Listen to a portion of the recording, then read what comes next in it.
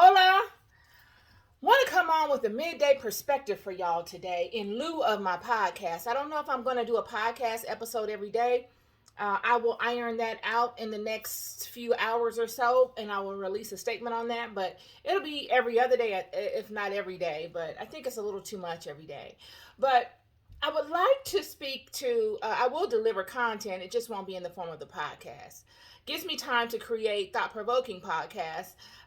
It's hard to create thought provoking, detailed podcasts every single day just off the top of your head without having someone to bounce ideas off of in the form of guests and things of that nature. So I'm going to have to reevaluate that, but there will be content delivered nonetheless. Want to come on, you guys subscribe, like, share, donate if you can. But I want to come on today with a perspective for y'all today. I dropped something earlier today about being dedicated and being committed to something, right? And a lot of times our commitment to something comes organic to us. Like we're committed to a specific thing, and then we begin to take activity in manifesting that thing because of the commitment we have to it. Yet other people somehow benefit from it or get uh, insight from it or acknowledge it, and they expect you to do it a certain way based upon their own needs that had nothing to do with you, right? They had nothing to do with your intention. They had nothing to do with you creating this idea and coming forward with it. But now that you have, they feel as though you're obligated to do something um, because they want you to do it.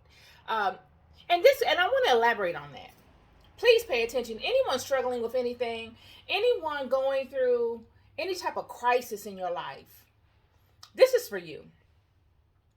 What I mean by that is, you could come forward with something and someone else will latch on to that and try to make it theirs when it was never theirs. It was always yours. It was always your offering, or it was always your path, and it is your path. But now they want to dictate to you how you walk your path. And the enemy's tactic every time, friend, is to come upon you with these fear tactics. I speak to this all the time.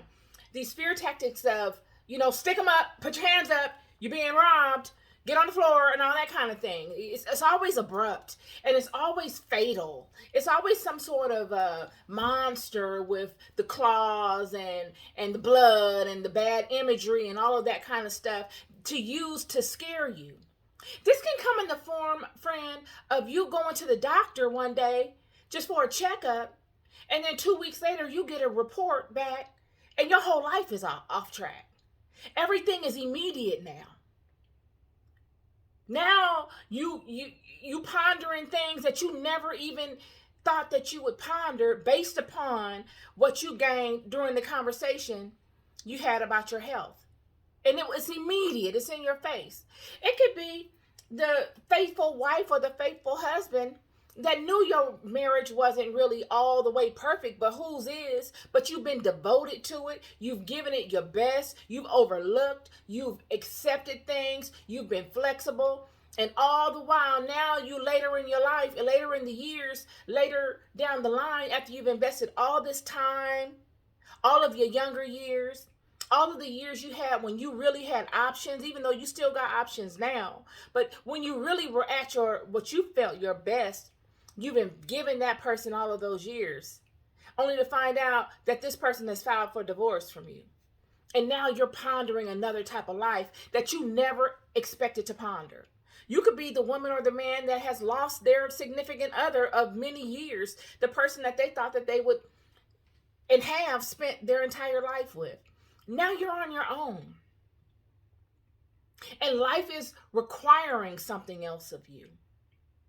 This could be the person at a job that has done the best based upon the expectations set in front of them. Yet they want you to aspire to some other level of expectation that is ambiguous. They can never tell you exactly what the expectation is, but they will reprimand you for it. You're not being paid for it. There's no promise as to if you deliver upon it, what will be the benefit in it for you. This is for you.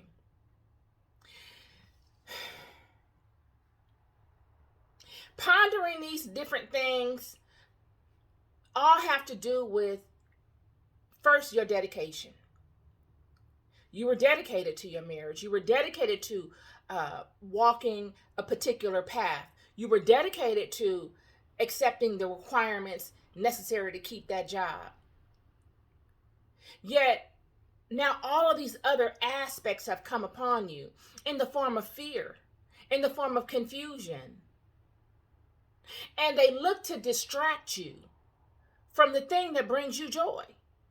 Whether you're on that job because you need the money, obviously, and the money brings you joy because you get to feed your family and take your family on vacations or have dinners and good times with your family, or because you're in that relationship because you love that person and you enjoy your home life, whether you are in that situation because you've lived life and nobody really wants to face the idea of death.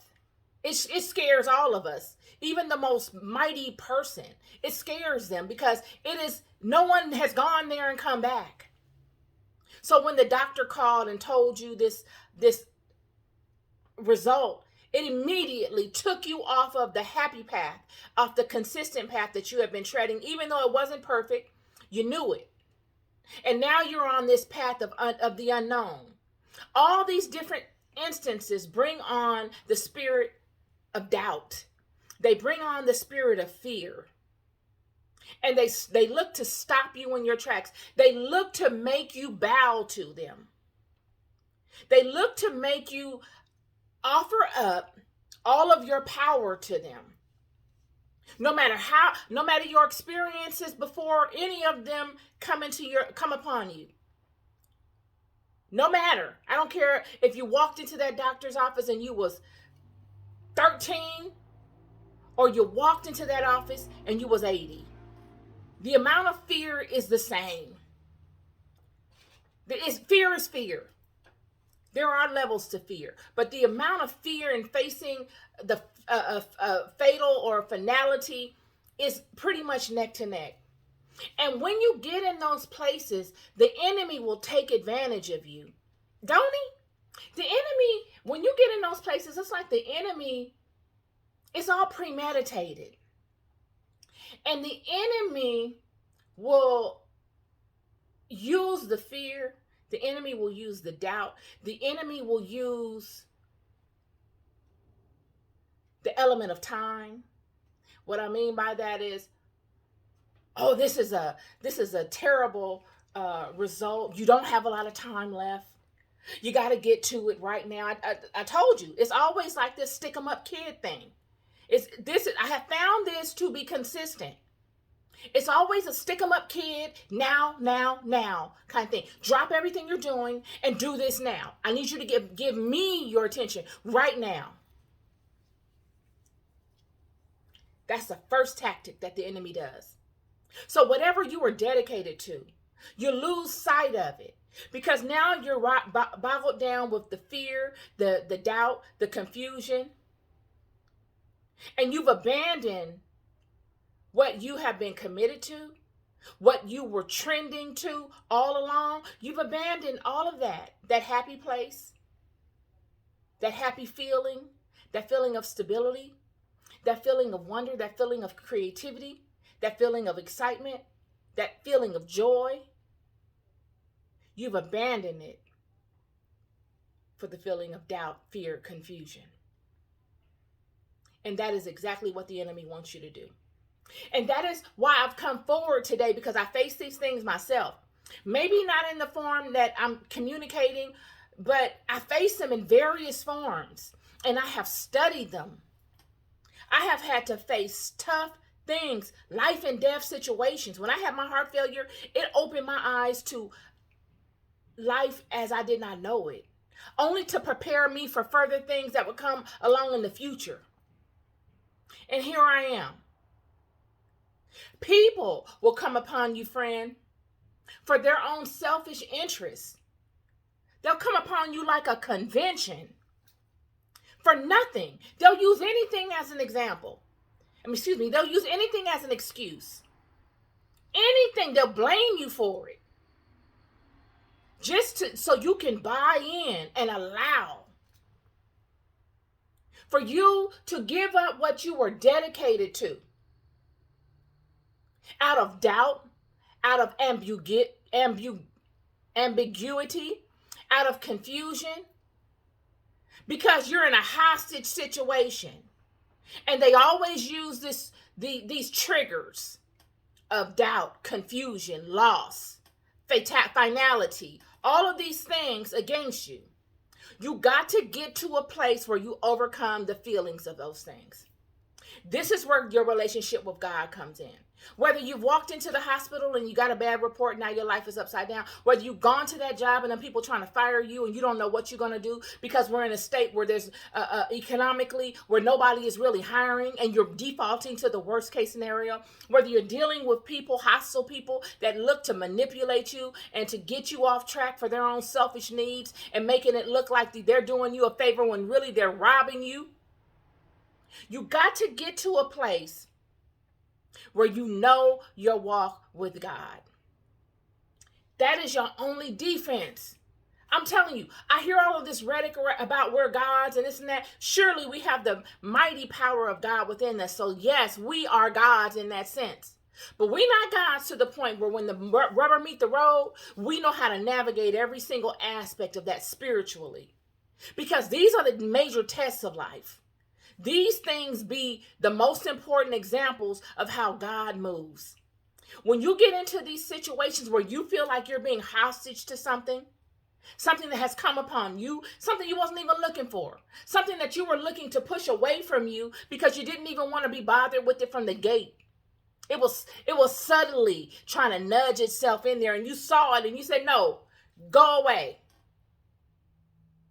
And because you did that, or because you're on that job and you're doing good and you know your job because they gave you the rules and they gave you the expectation and you're meeting the mark, they feel in some kind of way.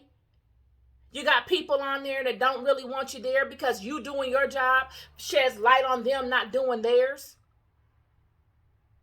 You being the creative that you are.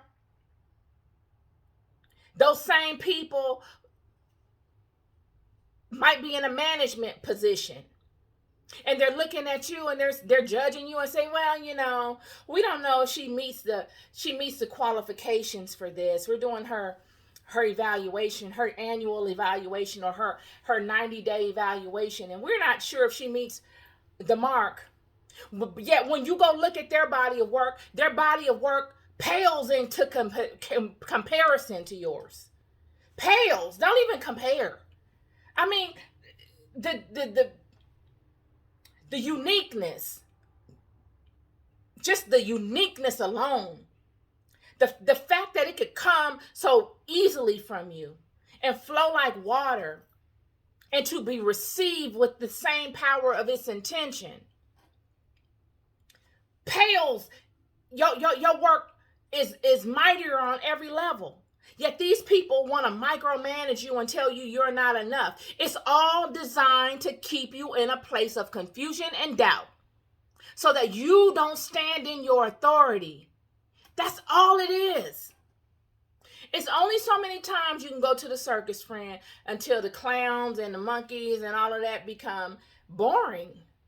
You get to seeing exactly what it is. You must lean on your spiritual relationships. You got to lean in on God, friend. You got to get to a point and you got to hold God accountable. I said this in my video before and I've said it many times. God is your main accountability partner in this life. God is not angry when you hold God accountable. In fact, you can look through scripture time and time again and you will see everywhere within the text that God actually wants you to hold him accountable. God doesn't lead with the easy way. God takes the children the hard way. Every time. Not sometime. Every time. That's why these children are formidable opponents. They are a formidable opponent or they are a mighty ally, one or the other. And you decide which one they're going to be. But they're going to be who they are regardless. Because God has fine-tuned them. God has fine-tuned them so that their offerings are unique and bankable because they came the hard side of the mountain. They didn't come the easy way.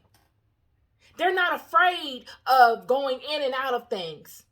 So all of you going through things right now, you're going through them because you can. You have what it takes.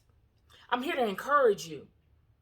You got to look at yourself. You must look at your life resume. I said this in the video before. Go back to elementary and high school or wherever you can feel the power of your true self. Not the self that has the money and the friends and all of that. That's what you get after you come up out of them spots. But the true self when you was just you, learning and growing, and how people loved you, or how people didn't love you, and how you still made a way through that. That is the aspect that keeps you going. It is not the easy roads. It is not the friends. It is not the highs of life that keep you going. It is the fact that you know that you have persevered through more than this. And if you persevere through more than what you're going through, you can persevere through anything. Do not be discouraged. The first thing the enemy wants to do is to get you in a state of confusion, fear, and discouragement. Because he got you. Hold God accountable and remind God of his promises. Ask God, Father, look at my resume. I ask that you search my resume. I'm not asking for any handouts here. I'm not asking for you to harm nobody. I'm not asking for none of that. I'm asking for you to look at my resume. And I want you to look at my walk. And I want you to see how I've linked in to you each and every time and how I've sought you. And I ask that you look at this situation right here in front of me. And I ask that you take it personal if you let these folks come and overcome me. I ask that you take it personal. And I ask that you acknowledge me in my walk with you. Not because I'm some great pillar of strength in the earth. No, because I am weak and vulnerable, and that without you, with you, I am everything I could ever imagine to be and more. Yet without you, I'm nothing. I have done the best I could, leaning in on your power amongst my brethren and sisters in the world. That must count for something. I didn't let the enemy trip me up. I did as you told me to do. I did not fear. I was courageous. I leaned in on your law. And because I did, the fight became even that much more vicious. So I ask that you lean in on me and that you represent me and that you protect me and you hide me under the shadow of your wings. I ask that you, look, these things, y'all, I'm telling you, I just can keep going and going with this. We must get to a place where we know our role and we stand in agreement with the God within us. And you make it manifest in the world. Because God himself acknowledges those that are able to do that. Even flaws and all. Don't make you perfect. You don't have to be walking on water. You're doing the best you can in this life. In acknowledging God. That matters, friend. That matters. God takes it personal. You don't let all of the teeth and nails and claws and roars and all of the stuff of the enemy shake you. You got to stand your ground. You have to. None of us are going to make it out of this life alive. None of us. I've not seen anyone live forever. Not in this particular one vessel. So, if that transitory space is natural, what is there to fear? You got to get to the point where you understand these things and you maximize on what you got right now. Period.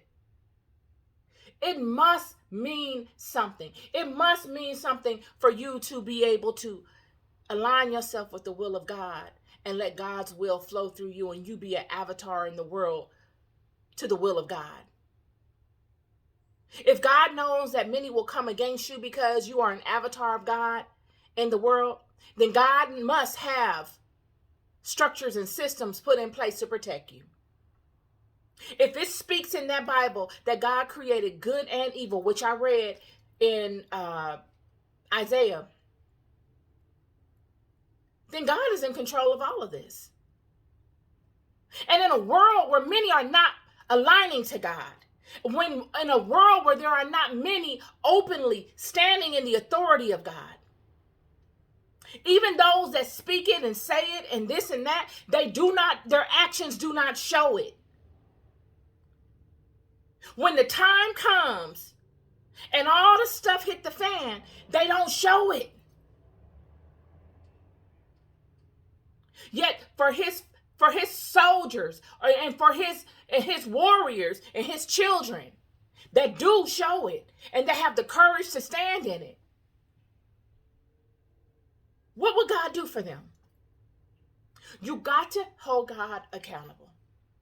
You got to say, Father, enough is enough, and I'm not here to tell you what to do, but I surely ask that you look into this. You don't have to ease this burden.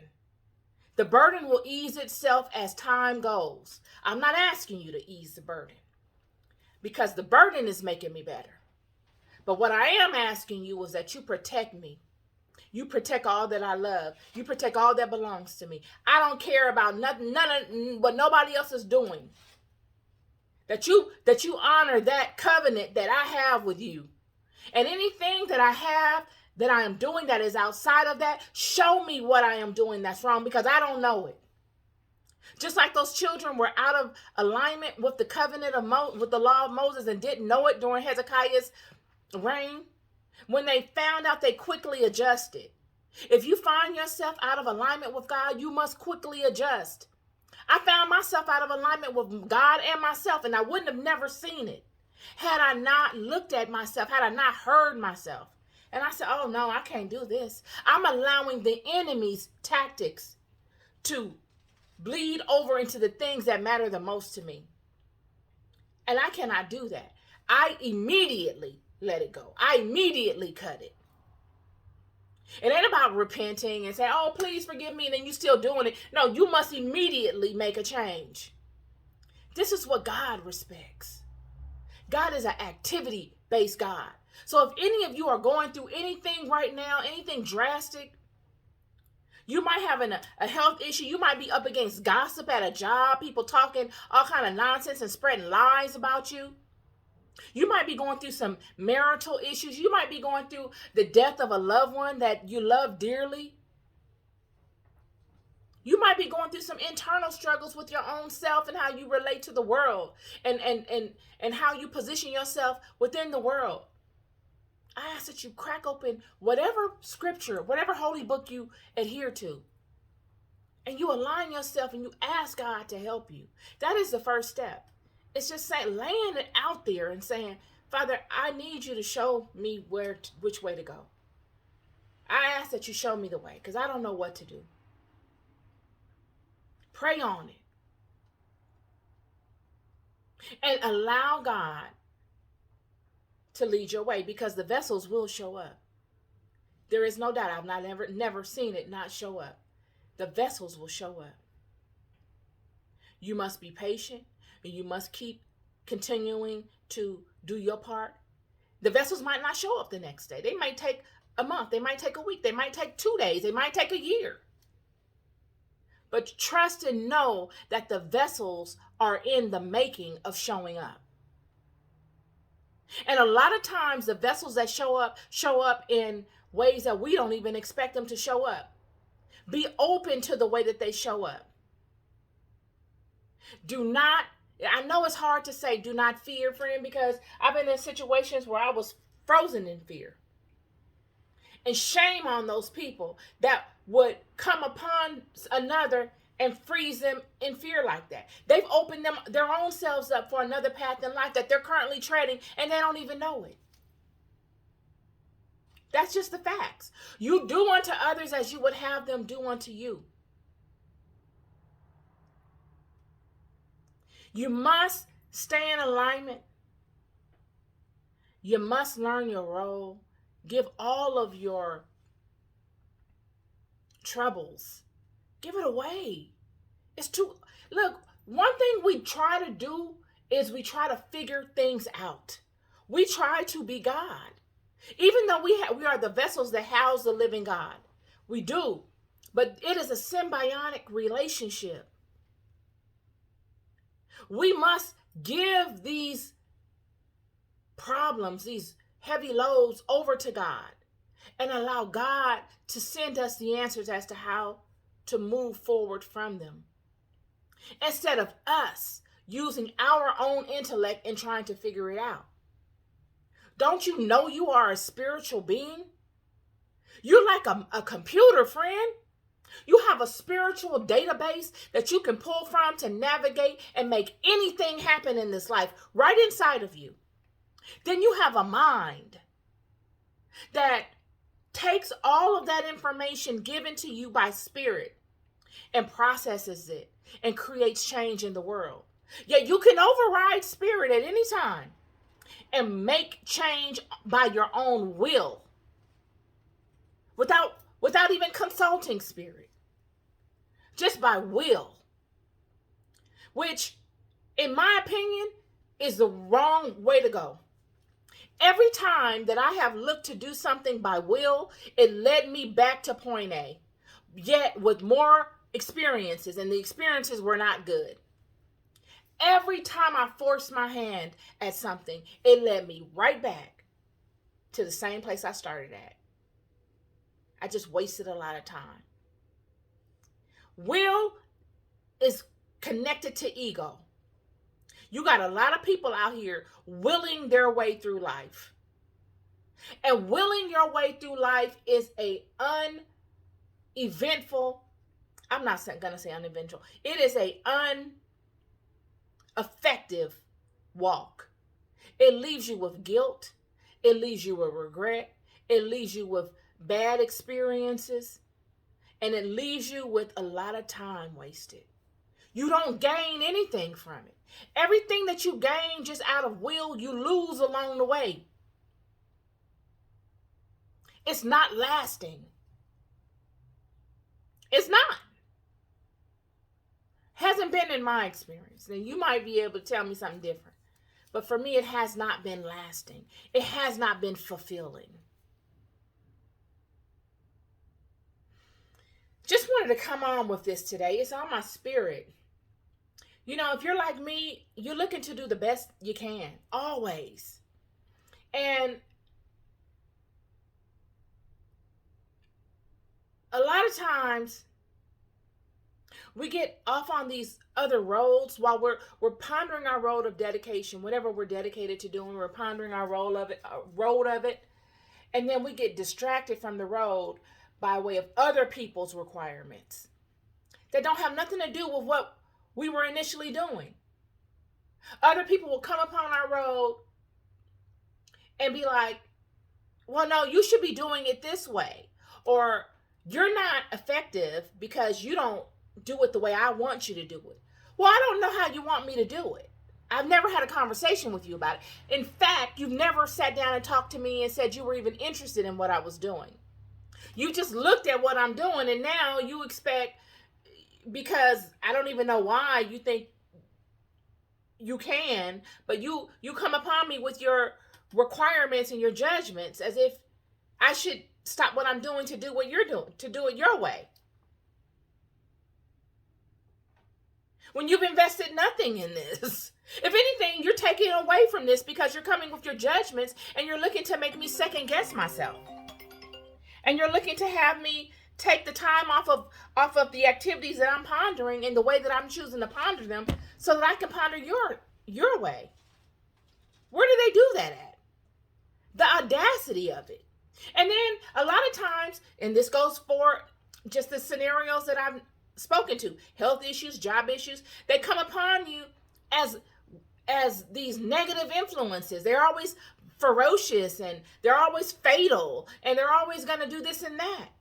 And you got to get to the point where you say, you know what, God, if you've led me this far and you let these people come and overtake me, or this disease come and overtake me like this, or this situation overtake me like this, then I don't know what to say. Then let your will be done. It'll be a testament to me as to who you are. That's all I got. I'll learn something from this. I will learn a valuable lesson from this. And so will everybody else that is privy to this walk of mine or this scenario of mine. That's how that goes. You got to get to a place where everybody is held accountable. Because you know what, friend? Your life matters. You are an investment. You are an investment to God. God did not lead you this far to leave you.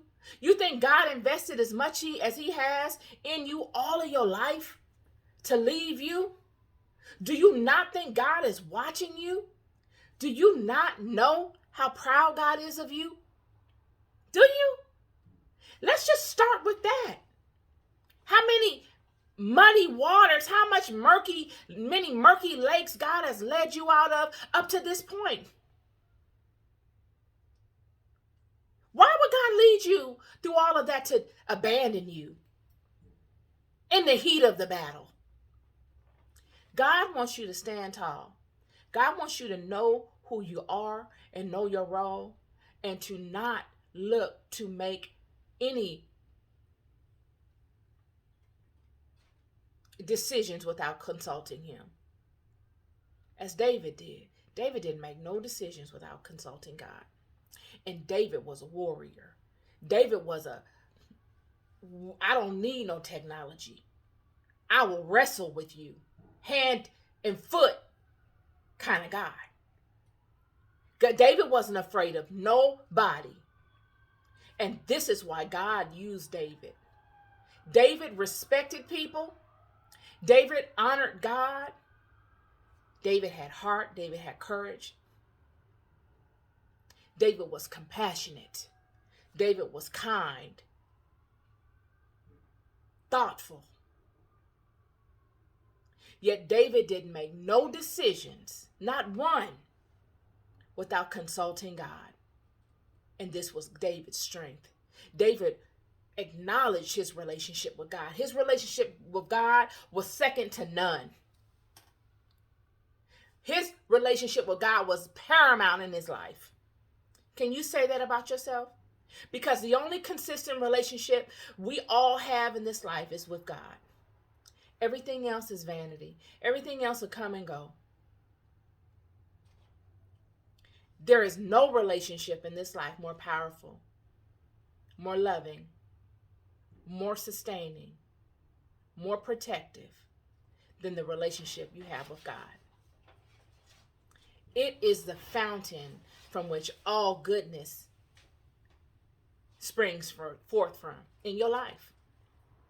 So just like David acknowledging, even though he was a warrior, he wasn't afraid of conflict. He didn't go looking for none of it. You can't show me no time where David went and looked for conflict. I mean, he did do Hakai, not Hakai, what was his name?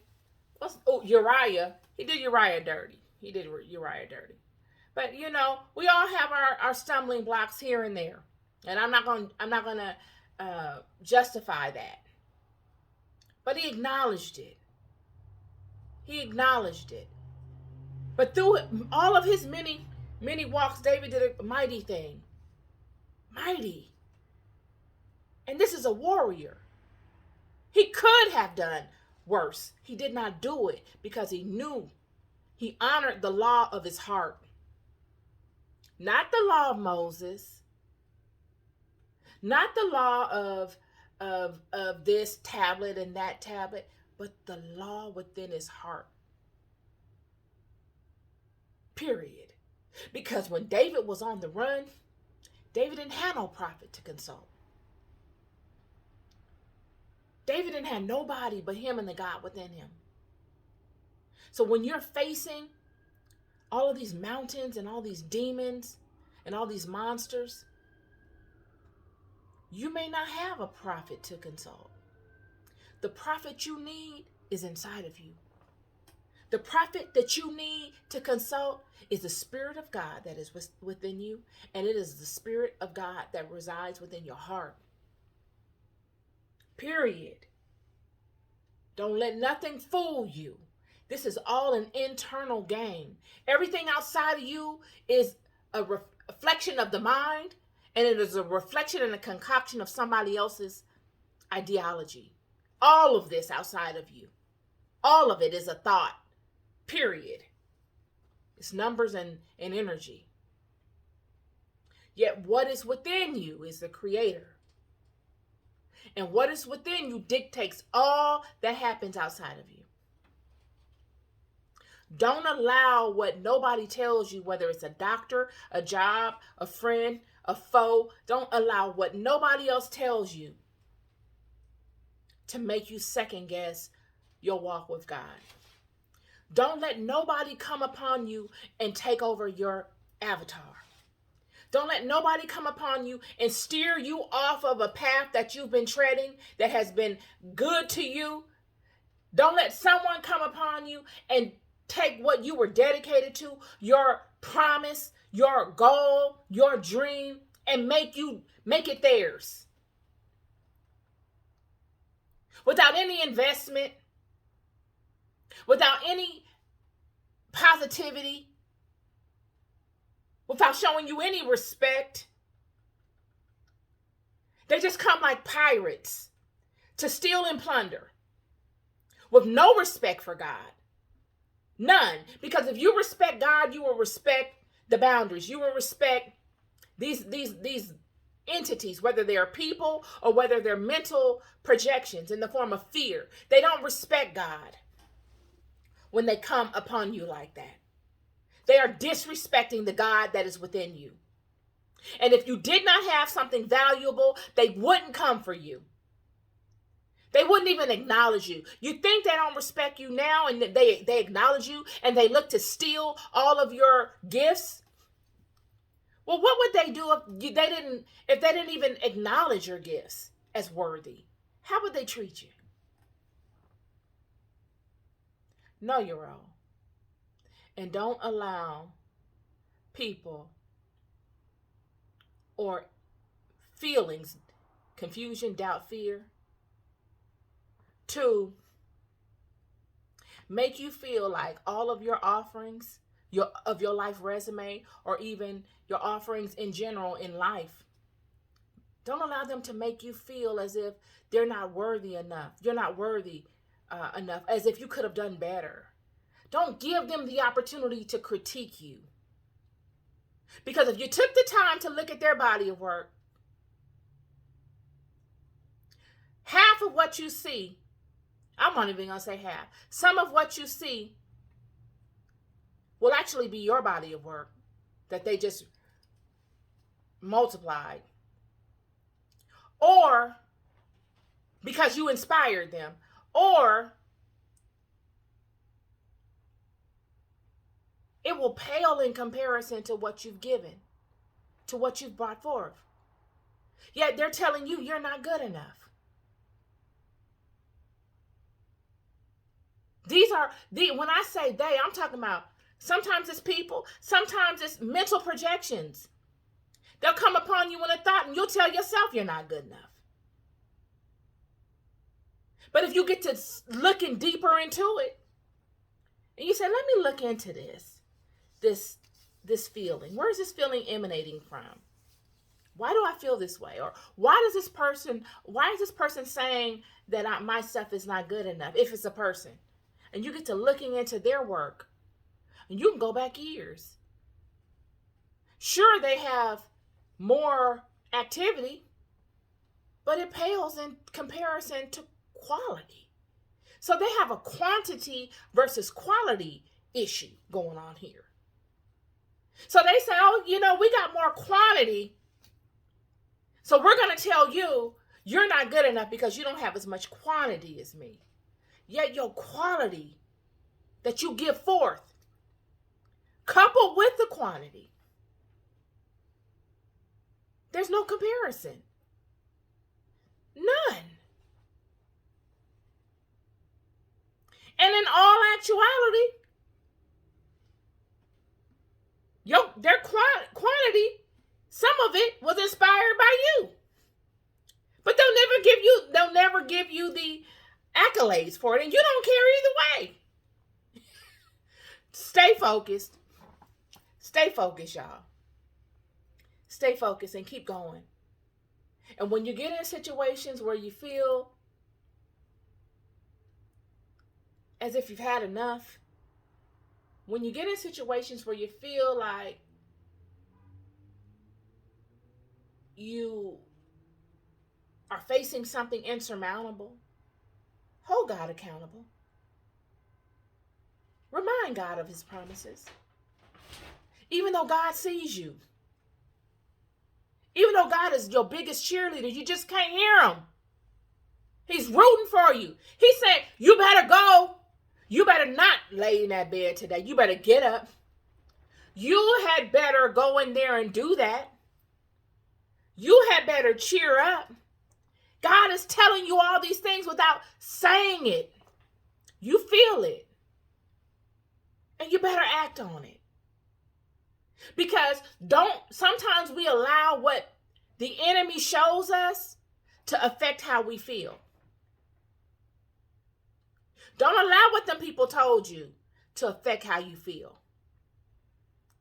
You have the Spirit of the living God walking and talking right inside of you. Up and down. Up and down. You are loved more than you will ever know. Your life matters. And it took for me to get in situations where I had to face life and death to get the courage to have these conversations. I love you so much. Be good to yourselves and be good to each other. Peace and love.